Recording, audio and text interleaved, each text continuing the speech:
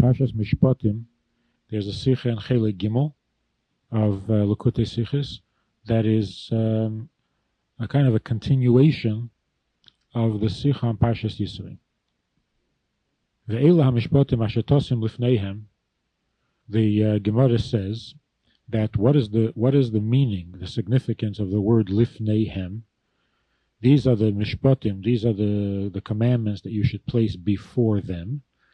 And the Gemara gives a number of explanations. Number one, that the Mishpatim have to be lifneihem, before Jewish judges, v'lei lifnei evdei kerchavim. That when there's a civil suit between two Jews, they have to bring their case to Jewish judges and not to non-Jewish judges. Even though the non-Jewish judges may rule, their ruling may be similar to the ruling of the Jewish judges, yet you have to go to the Jewish judge. So even if dineihem kedinei Yisrael, even if their ruling is the same as the ruling that the Jewish judges would give, you can't go to the non-Jewish judges, you have to go lifneihem to the Jewish judges. That's number one. Number two, lifneihem. Lifneihem means inward, like ponim, pnim, inside. And that means that when you teach these commandments, you shouldn't tell people, this is what you have to do, and the reason for it you'll have to find out yourself, but you have to give them the reason so that they understand what the reasoning, what the logic behind it is. So lifneihem means that these commandments have to be taught with their reasons. With the pnim, with the inside, the background for the commandment.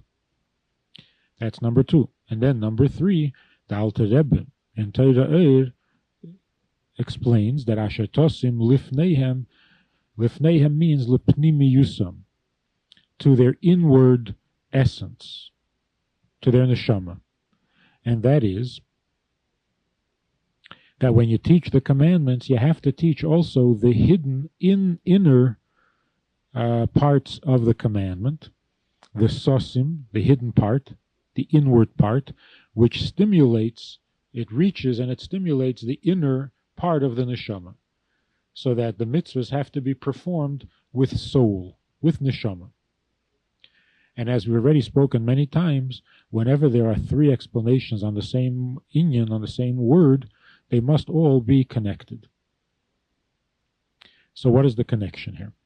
Also, we need to understand, why is it that these teachings of lifneihem, that it has to be before Jewish judges and not non-Jewish judges, that it has to be with their reason, with their logic, and not without logic, and that it has to be with the neshama. Why does this message or this lesson, why does it appear, why is it given in the mitzvahs that are called mishpatim? We know that there are three kinds of mitzvahs. There are the chukim, edus, and mishpatim, and their difference is in terms of their logic. Chukim are commandments that have absolutely no explanation at all, and we see no benefit in the human condition. Rather, chuka chakakti, gzeira gazarti, God says, I have ruled a rule, I have decreed a decree, and you have no right to question it. That's called a chukah, chukim. So the chukim have to be fulfilled with the acceptance, with the obedience of the yoke of godliness, and not for logical or human reasons. Then there are edus. Edus are the testimonial kinds of mitzvahs that testify to a certain event, like Shabbos testifies to God creating the world and so on. These are not something that human intelligence would dictate. We wouldn't find them necessary by human evaluation, but once they are commanded, we can find explanations. Human intelligence can explain the significance and the benefits of these commandments. Then there are those mitzvahs called mishpatim. These are the mitzvahs which human intelligence demands, feels compelled because of how necessary these commandments are. Even if God hadn't commanded them, as the Gemara says, we would learn modesty from a cat, we would learn not to steal from an ant, and so on. So these mitzvahs, the Mishpatim mitzvahs, are so obvious to human intelligence that we would keep them, we would feel compelled to keep them, even if they hadn't been given. So these are the three different kinds of mitzvahs. So the question now is, the lesson that we get from the word lifneihem, that it should be before Jewish judges and not non-Jewish judges, and that it should be with explanation and with reason given for the commandment, and that we should fulfill the mitzvah with pnimius, with the neshama. Why are these lessons or these teachings, why are they given in connection with those commandments that are called mishpatim? Now, the first explanation, that it should be in front of Jewish judges and not non-Jewish judges, this obviously applies to mishpatim more than to the others. Because in the mishpatim it is possible, in civil suit, it is possible that the non-Jewish judges should come to the same ruling as the Jewish judge. So one might think that it makes no difference which judge you go to, so the Torah has to tell us, lifneihem, you have to bring the case before the Jewish judge and not before the non-Jewish judge. It is obvious that when it comes to the mitzvahs that are edus and chukim, which are godly commandments, not logical commandments, here no one would think that you should bring your questions about chukim, about not mixing meat and milk, no one would think of bringing these questions to non-Jewish judges. So there we don't need to be told lifneihem before the Jewish judge and not before the non-Jewish judge. But the other two explanations, and that is that the commandment should be given with its explanation, with its reason, and that a mitzvah should be taught with the pnimius, with the inner core of the mitzvah, so that it stir the core of the neshama, so that the mitzvah is fulfilled with the neshama. Why is that said concerning mishpatim? It would make more sense, it would seem more appropriate to say it concerning the edus and the chukim. The purpose of giving a reason, of giving the explanation for a mitzvah, is so that a person should feel connected to the mitzvah. If I don't understand something, I don't feel connected. I don't feel the relevance. When I do understand, when something makes sense to me, it draws me into the activity, so that I do it with more enthusiasm. Where do I need to be told that I should understand the reason for a mitzvah more than in the chukim? In the chukim, where no obvious explanation, no visible explanation is available, here I need to be told that in order to do the chukim with a little bit of enthusiasm, I need to understand in my mind, I need to rationalize the mitzvah. So if any mitzvah if I need to be told about any mitzvah, that I should find out the answer, I should give the explanation to the student, so that the student will know, will have a reason to do the mitzvah, it's in the chukim, as well as the edus. And yet we are told that we should teach the reason for a mitzvah in connection with those mitzvahs that are mishpatim, which already have an obvious reason, where the reasons are clearly visible to anyone. Whereas with the edus and the chukim, I need to know, and my mind needs to understand that the mitzvah should be done, so that I can do it with a little bit of enthusiasm, with a little bit of involvement. And it's certainly true with the third explanation, and that is that lifneihem means with my neshama. Obviously, I need to fulfill the mitzvahs of edus and chukim with my neshama, whereas by the mishpatim, since I have an obvious need to do these commandments, it's a human need, and human intelligence dictates it, so I'm already enthusiastic about that. What I really need help with is to be enthusiastic, to put my soul, my neshama, into the mitzvahs that are chukim and into the mitzvahs that are edus. What does this mean? although it's true that the important thing is the doing, is the action. As for example, in the mitzvah of tefillin, if a person puts on tefillin but doesn't know the kavanah, or even if he knows the kavanah, he knows the meaning of the mitzvah, but doesn't bother to think about it, yet he has fulfilled the mitzvah. He makes a bracha and says, "Who has commanded me to put on the tefillin," and he puts on the tefillin and he's fulfilled the mitzvah. Whereas if he has only the kavanah but doesn't do the deed, then there is no mitzvah. So we see that the deed is the main thing. However, God wants that when we do a mitzvah, the mitzvah should permeate into our entire being, not only into that part of the person, which is the action part, the ability to act, not only in the ability to speak, in speech, but also in thought, and even in emotion and intelligence. That they should all be permeated, affected, reached, touched by the mitzvah. And even those faculties of the neshama that are called makifim, the transcendent powers like will and pleasure, even they should be affected by the mitzvah. Which means that not only those mitzvahs that in general are directed to the heart and mind, as for example the love of God, the fear of God, the belief in God, and so on, where the mind and the heart obviously are necessary and have to get involved, but even the individual mitzvahs, the ones that are performed in action, not in mind and heart, even they have to affect the entire person. It's not enough that they affect only the actions, until they reach even the highest of all faculties, and that is the pleasure.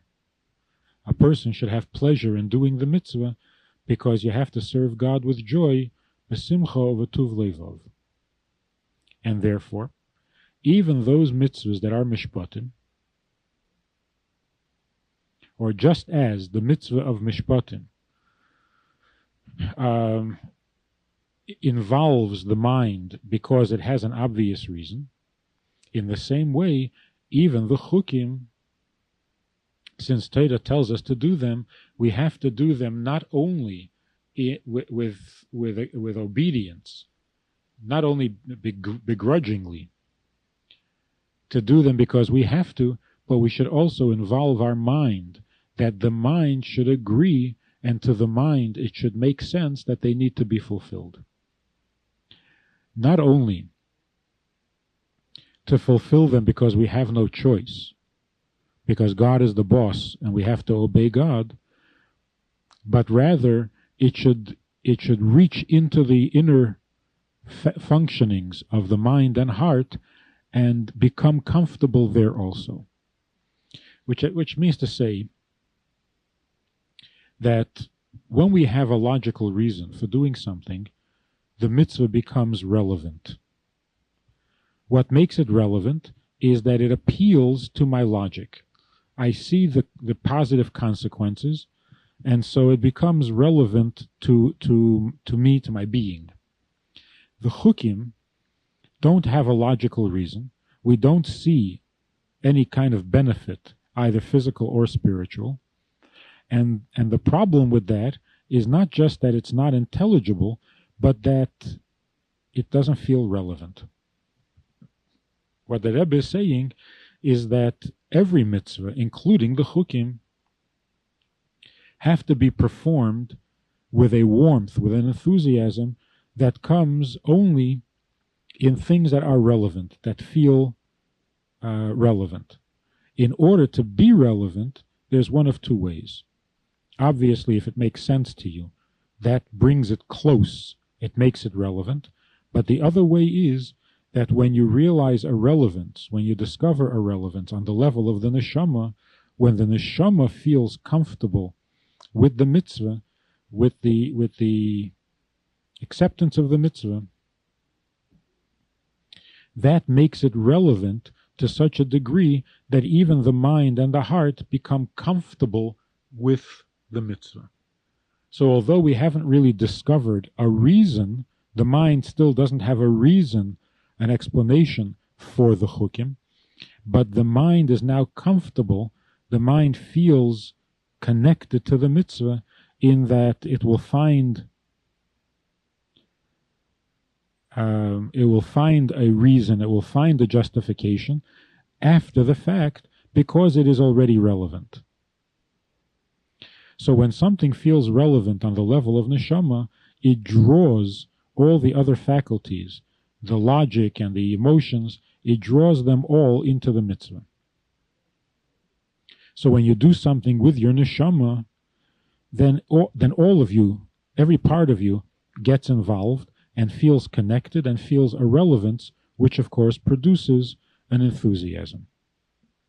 So now we can understand why the Gemara says that concerning the chukim, ein loch rishus laharir achareha. You have no permission to question it or to doubt it, to question it in thought. Laharir achareha. You would expect that when you give a commandment that doesn't have any explanation, the statement should be, I am making this decree, and you have no permission to not fulfill it, to refrain from it. But here it doesn't say you have no permission to resist or to not fulfill it. It says you have no permission to doubt it in your mind. So now we'll understand why that expression. It's not enough that a person actually fulfill the mitzvah even if it doesn't have a reason. Because then he's doing the mitzvah without any enthusiasm, without involving his neshama. The chukim, those mitzvahs that have no explanation, we have to approach with our neshama. We have to reach it on a neshama level. When you reach it on a neshama level, then you have no thoughts of doubt, because you don't feel distant, you don't feel that it's irrelevant. And so that even in your thought, there is no hesitation.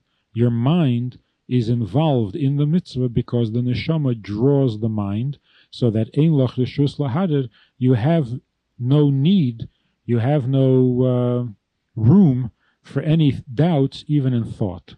So not only do you fulfill the mitzvah in action, but that the thoughts are also comfortable and feel the relevance of the mitzvah, even though the relevance is not the result of logic. And so in order to fulfill the chukim properly, you have to have the lifneihem, the pnimius. You have to arouse the pnimius of the neshama so that the rest of the system, the seichel and the midas and so on, are also involved in the mitzvah. The same is also true with the other explanation of lifneihem, and that is that you have to know the reason, the logic behind the mitzvah, because the Mishpatim have an obvious reason, and so we don't need to be told that we should give the commandment with the reason. But with the Eidos, the reason comes from study, from thought, and so we need to be told that the mitzvah should be given with, the teaching should be given with the reason, and not wait for the student to find the reason on his own. So again, the question is, why are these instructions given concerning Mishpatim when they seem to be more necessary in the Eidus and in the Chukim? The Chazal say on the pasuk Eila HaMishpatim that Ve'eila Meisev al Harishonim. The Vav, Ve'eila, means that this is in addition to what came previously, what came before. And that is that just as the commandments in Parshas Yisrei were given from Har Sinai, starting with Anochi Hashem Elikecha, which, as we learned last week, contains the deepest and most profound concepts of the oneness of God. And then there were those commandments that are so obvious and simple, like not killing and not stealing, which are obviously necessary even to the human intelligence.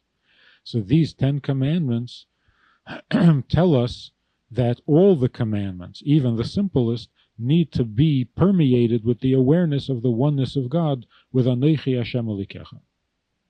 And now, Parsha Mishpatim begins with Ve'ele, and these are the Mishpatim, which means that in addition to the commandment of not killing, not stealing, that they have to be connected and permeated with the awareness of Anochi Hashem Elikecha, the commandments appearing now in this Parsha, in Parsha Mishpatim, they too are like the first, like the previous commandments.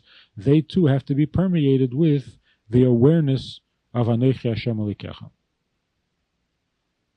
And that is the explanation of Lifneihem, and not that you have to bring the Mishpatim before Jewish judges and not before non-Jewish judges. Why is that? Because even though the non-Jewish judge could come to the same conclusion based on human logic as the Jewish judge, but a Jew has to be guided in his life by Torah and not by human intelligence. So when you go to a Jewish judge and he gives you the ruling, that is permeated, his ruling is permeated with the awareness of Anochi Hashem Elikecha. That we do this logical thing, not only because it's logical, but because it is what God wants. Whereas when you go to the non-Jewish judge, it may be the same logic, but it is not based on the Anochi Hashem Elikecha. And this is also what the Alter Rebbe's explanation of Lifneihem, which means Pnimius HaNeshama, that the study and the fulfillment of the Mishpatim of Torah have to be not because of human intelligence, but because of the Neshama. So that, for example, if a person says, I will fulfill the Chukim, even though I don't understand the explanation, but I'm sure that God has a very good explanation. That's not bringing the neshama into the mitzvah. Because even though you don't have the explanation, you're motivated in the fulfillment of the mitzvah by an explanation which is not available to you. But you are confident that the explanation exists, and because there is a good explanation, that's why you're going to fulfill the mitzvah. That's not bringing the neshama into the mitzvah. So that even in the chukim, you have to fulfill the chukim not because of a hidden reason that may exist in heaven, but you have to fulfill it with your neshama, from the pnimius of your neshama. And so it is also with the learning and the fulfillment of all chukim. And also, concerning Mishpatim, we have to work very hard until it is completely comfortable in our mind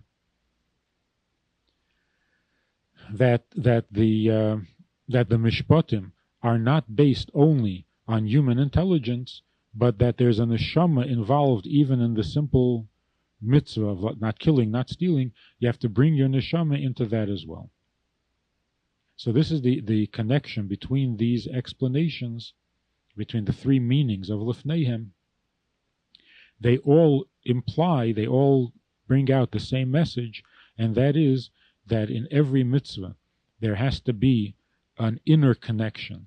The person has to be connected to the mitzvah with his mind and with his neshama and with an awareness that even the simplest mitzvah comes from God, Anochi Hashem Elikecha.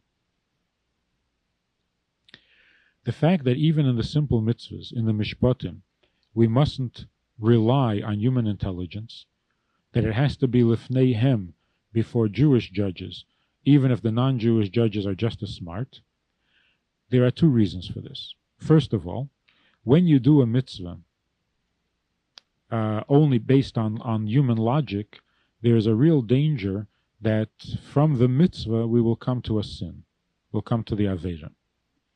Because as the Gemara says, that the Yetzer Hara is very shrewd, Hayom omer lo yaseh kach, ulemochar omer lo, etc. Ad she'omer lo oved avodah zarah. The Lubavitcher Rebbe explains, when the Gemara says that the Yetzer Hara comes to a person with a shrewd plan, today he says to you, do such and such, and tomorrow such and such, until eventually he tells you to worship idols. So the Lubavitcher Rebbe explained that the Yetzer Hara will not come to a Jew and ask him to commit a sin. First he comes to the Jew and asks him to do a mitzvah. Asei kach, the Yetzer Hara says, do a mitzvah, which means the animal soul with its intelligence approves the fulfillment of a mitzvah and says, do the mitzvah. And so the person does the mitzvah. But eventually, because he is guided by his animal soul, eventually the animal soul, with the same logic that drew him to do the mitzvah, will eventually drive him or draw him to do the Aveda until the point of idolatry. Another reason is that if we do the mitzvah because of human intelligence, we are missing the essential connection of the mitzvah. Mitzvah meaning connection, tzafsa v'chibur, with Anechi Hashem Elikecha. And it is the whole purpose of the mitzvah to bring about that connection. And as we've said in last week's parsha, that the giving of the Torah broke the decree, removed the decree of the higher worlds cannot come down and the lower worlds cannot go up.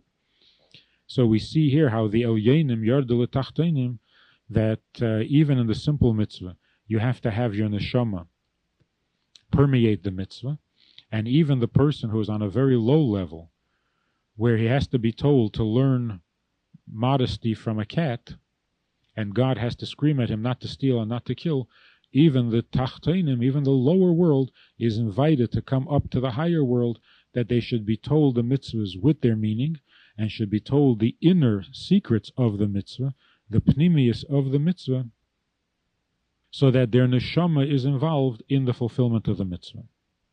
And in a footnote, the Rebbe mentions that there's a medrash on Shmeis, on this pasuk, that says like this: Melech b'mishpat yamedaretz, the king in mishpat, in judgment, establishes the land, but v'ish trumeis yaharsena, but the gifted person destroys it. So the medrash says that that's a chacham who knows the halacha and the medrash and the agada. He's a Talmud chacham, but when people come to him and ask for guidance that he should teach them, he says, Osukani bimishnasi, I am busy with my studies, eini poni, I have no time. So God, who is the king, establishes the world with mishpat, with mishpatim, but the ish trumeis, the gifted person, the person who is the scholar, who knows how to learn, doesn't bother to teach the simple person when they come for guidance, and claims to be busy with the study of Torah. And that destroys the world or the order that God establishes. So we see that this medrash also fits into the same theme of Lifneihem, that the Elyenim have to come down to the Tachten, and the Tachten has to rise to the Elyen, the Chacham, as the medrash says, who is busy studying, has to take out time to teach those who have not studied, and those who have not studied need to come to the Chacham and gain the knowledge, the higher knowledge, including even the part of the hidden parts of Torah, the Chassidus of Torah, which in turn stirs the hidden secret part of the neshama and arouses the neshama in the fulfillment of the mitzvah, until he does the mitzvah v'chai bohem. He does the mitzvah in a way that it gives him life, because the mitzvah is a living mitzvah.